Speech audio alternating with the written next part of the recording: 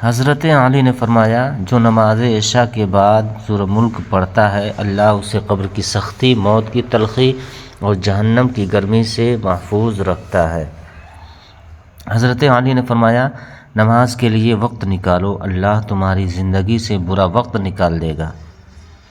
حضرت علی نے فرمایا جب تمہیں لگے تمہارا کوئی نہیں ہے تو آسمان کی طرف دیکھنا، وہاں وہ ہے جو ہمیشہ سے تمہارا تھا اور ہمیشہ تمہارا رہے گا۔ حضرت علی نے فرمایا سورہ انعام جس مریض پر بھی پڑھی گئی اسے اللہ تعالیٰ شفا عطا فرماتا ہے۔ حضرت علی نے فرمایا زندگی کے 3 اصول بنا لو۔ نمبر 1 اس سے ضرور معافی مانگو جسے تم چاہتے ہو۔ نمبر 2 اس سے کبھی کچھ نہ چھپاؤ جو تم پر اعتبار کرتا ہو۔ نمبر 3 اسے کبھی مت چھوڑو جو تمہیں چاہتا ہو۔ اگر کسی کی تکلیف دیکھ کر تمہیں تکلیف ہونے لگے تو سمجھ لینا تم اللہ کے بنائے ہوئے بہترین انسان ہو۔ جس زبان سے جھوٹ نکلنا بند ہو جائے اس زبان سے نکلی ہوئی ہر دعا قبول ہو جاتی ہے۔ حضرت علی جو شخص تمہیں اچھا لگے اس سے کم ملا کرو اور جو بہت اچھا لگے اسے صرف دیکھا کرو۔ اللہ تمہارے دل سے کسی چیز کا خیال تب تک نہیں نکالتا جب تک تمہارے نصیب میں اس کی ملنے کی گنجائش رہتی ہے۔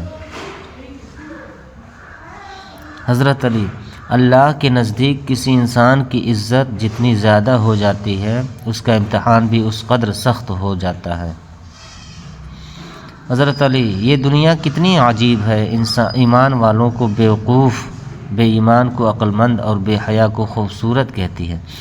زندگی تھکا دینے والی چیز ہے اور جب تم تھک جاؤ تو اپنے رب کو یاد کر لو کیونکہ سکون تو صرف اللہ کے ذکر میں ہے۔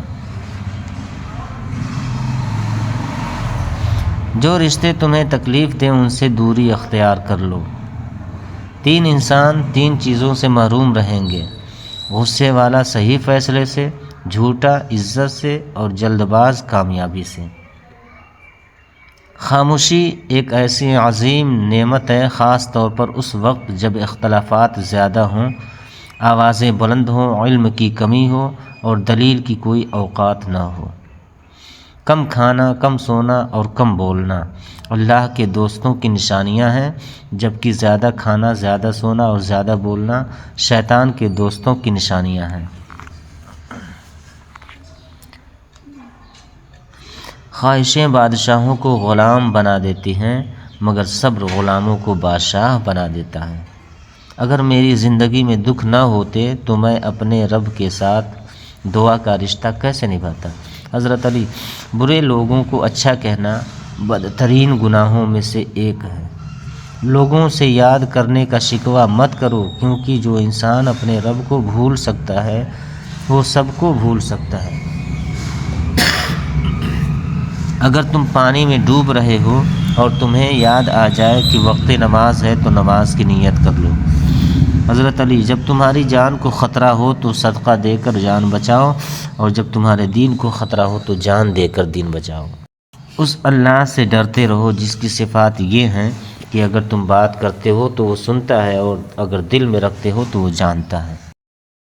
کسی شخص پر اس وقت تک بھروسہ نہ کرو جب تک اسے اپنے لیے غصے میں نہ دیکھ لو۔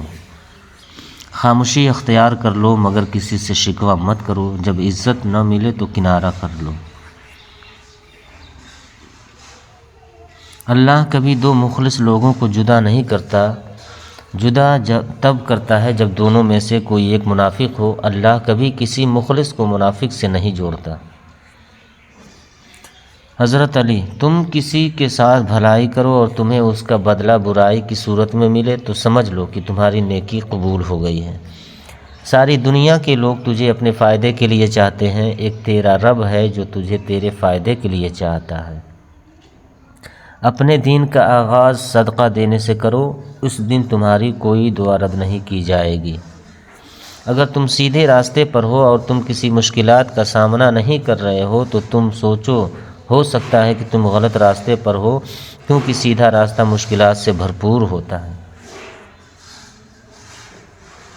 اگر تم کسی کو دھوکہ دینے میں کامیاب ہو جاتے ہو تو یہ نہ سمجھنا کہ وہ کتنا بیوقوف ہے، بلکہ یہ سوچنا اس کا تم پر کتنا اعتبار تھا۔ مدد کرنا ایک مہنگا تحفہ ہے، اس لیے سب سے اس کی توقع نہیں کرنی چاہیے، کیونکہ بہت کم لوگ دل کے امیر ہوتے ہیں۔ حضرت علی: حق کے راستے میں سب سے بڑی سختی یہ آتی ہے کہ انسان تنہا رہ جاتا ہے۔ نفرت گناہ سے کرو، گناہ کرنے والے سے نہیں، شاید تمہاری محبت میں آ کر وہ گناہ کرنا ہی چھوڑ دیں۔ زندگی کے ہر موڑ پر صلح کرنا سیکھو، کیونکہ جھکتا وہی ہے جس میں جان ہوتی ہے، اکڑنا تو مردے کی پہچان ہوتی ہے۔ حضرت علی نے فرمایا، ساری دنیا کے سارے لوگ تجھے اپنے فائدے کے لیے چاہتے ہیں، صرف تیرا رب ہی ہے جو تجھے تیرے فائدے کے لیے چاہتا ہے۔ حضرت علی: انسان واحد مخلوق ہے جس کا زہر الفاظ میں ہوتا ہے۔ اخلاق وہ موتی ہے جس کی کوئی قیمت نہیں ہوتی، مگر اس سے ہر چیز خریدی جا سکتی ہے۔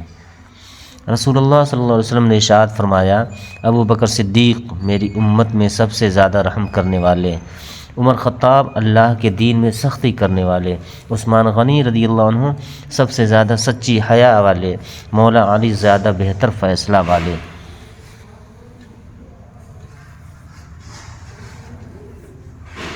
رسول اللہ صلی اللہ علیہ وسلم نے ارشاد فرمایا، وہ شخص ہرگز آگ میں داخل نہیں ہوگا جو سورج نکلنے اور اس کے غروب ہونے سے پہلے نماز پڑھتا ہے، یعنی فجر اور عصر کی نمازیں۔ رسول اللہ صلی اللہ علیہ وسلم نے فرمایا، جس نے رمضان کے روزے رکھے پھر اس کے بعد شوال کے 6 روزے رکھے تو یہ پورا سال مسلسل روزے رکھنے کی طرح ہے۔ آپ صلی اللہ علیہ وسلم نے فرمایا، بہت سی عورتیں جو دنیا میں باریک کپڑا پہننے والی ہیں وہ آخرت میں ننگی ہوں گی۔ صدقے میں ایک چیز دینے سے مصیبت ٹل جاتی ہے، ختم ہو جاتی ہے۔ جو شخص مصیبت میں صدقہ کرتا ہے اللہ اس کی مصیبت کو دور کرتا رہتا ہے۔ حضرت نبی کریم صلی اللہ علیہ وسلم نے فرمایا، میں نے قبر سے زیادہ کوئی اور بھیانک منظر نہیں دیکھا، یا اللہ قبر کی سختی سے ہماری حفاظت فرما۔ اگر نماز پڑھنے والے کو علم ہو جائے کہ کیسی رحمتوں نے اسے گھیر رکھا ہے تو وہ کبھی سجدے سے سر نہ اٹھائے۔ رسول اللہ صلی اللہ علیہ وسلم نے فرمایا، جو شخص وضو کرے اور خوب اچھی طرح وضو کرے اس کی خطائیں اس کے جسم سے نکل جاتی ہیں، حتیٰ کہ اس کے ناخنوں کے نیچے سے بھی نکل جاتی ہیں۔ نماز چہرے کا نور ہے اور قرآن دل کا سکون ہے۔ وضو سے شکل، قرآن سے عقل اور نماز سے نسل پاک ہوتی ہے۔ جب اللہ چاہتا ہے کہ کسی بندے سے دوستی کرے تو اس کی زبان پر اپنا ذکر اور دل پر اپنی فکر کے دروازے کھول دیتا ہے۔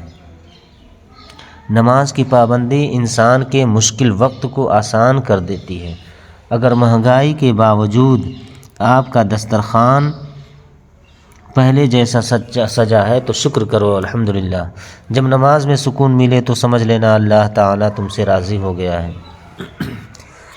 پیسہ آنا جانا یا مشہور ہو جانا کامیابی نہیں ہوتی، 5 وقت کی نماز پڑھنا اور اپنے رب کے قریب ہو جانا کامیابی ہے۔